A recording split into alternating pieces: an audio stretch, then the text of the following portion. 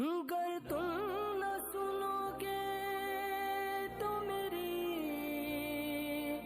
کون سنے گا۔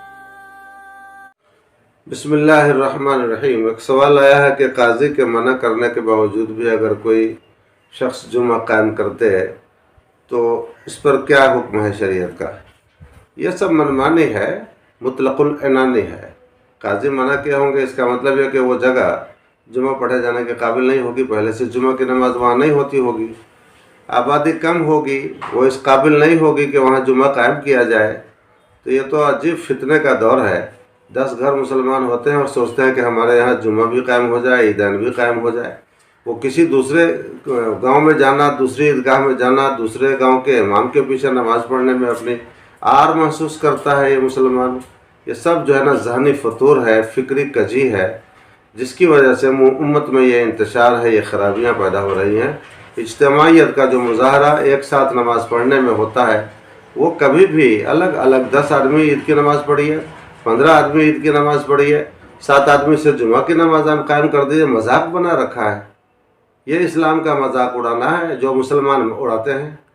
غیر اگر اس کا مذاق اڑاتے ہیں، اغیار کی طرف سے اگر کوئی شکایت آتی ہے تو زیادہ افسوس نہیں ہوتا ہے کہ وہ اغیار ہیں، مگر اپنے لوگ جب اسلام کے شعار کا مذاق اڑانا شروع کر دیتے ہیں تو کفِ افسوس بولنا پڑتا ہے، درد ہوتا ہے، قلق ہوتا ہے۔ کیا شوق چڑھا ہے اس مسلمان کو، کیا جنون اور خبط سوار ہے کہ 10-12 گھر ہوتے ہیں وہاں جمعہ قائم کر لیتے ہیں، 10-12 گھر ہوتے ہیں عیدین کی نماز قائم کر لیتے ہیں۔ ہم دوسری عیدگاہ میں کیوں جائیں گے، دوسرے گاؤں میں کیوں جائیں گے؟ ارے اسلام کا فلسفہ اتحاد کو تم نے سمجھا نہیں، غور نہ کیا۔ اسلام نے 5 ٹائم کی نماز کے لیے محلے کی مسجد میں آنے کا حکم دیا کہ محلے بھر کے لوگ آئیں گے تو ایک دوسرے کی خبرگیری کر لیں گے، مزاج پرسی کر لیں گے، ایک دوسرے کے احوال و کیفیات سے واقف ہو جائیں گے۔ جمعہ کی نماز میں علاقہ بھر کے مسلمان ایک جگہ جمع ہوتے ہیں، چند گاؤں کے لوگ ایک جگہ جمع ہوتے ہیں تو چند گاؤں کے لوگ ایک دوسرے کی خبرگیری کر لیتے ہیں، مزاج پرسی کر لیتے ہیں، ایک دوسرے سے آشنا ہو جاتے ہیں، ایک دوسرے سے ملاقات کر لیتے ہیں۔ اس سے بھی بڑا دائرہ مذہب اسلام نے عیدین کا رکھا ہے کہ اس میں پورا ایک علاقہ ایک جگہ اکٹھا ہوتا ہے، علاقائی سطح پر آدمی ایک دوسرے سے خبردار بھی ہو جاتا ہے، ایک دوسرے کی خبریں بھی لے لیتا ہے، خبر خیریت پوچھ لیتا ہے، مزاج پرسی کرتا ہے اور ایک دوسرے کے شریک رنج و غم ہو جاتا ہے اور شریک خوشی ہو جاتا ہے۔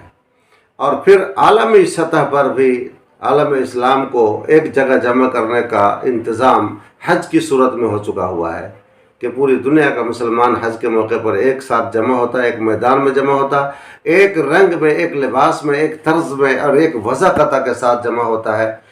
اس سے بھی اسلامی وحدت کا، اسلامی اتحاد کا، ملی اتحاد کا زبردست عالمی مظاہرہ ہوتا ہے۔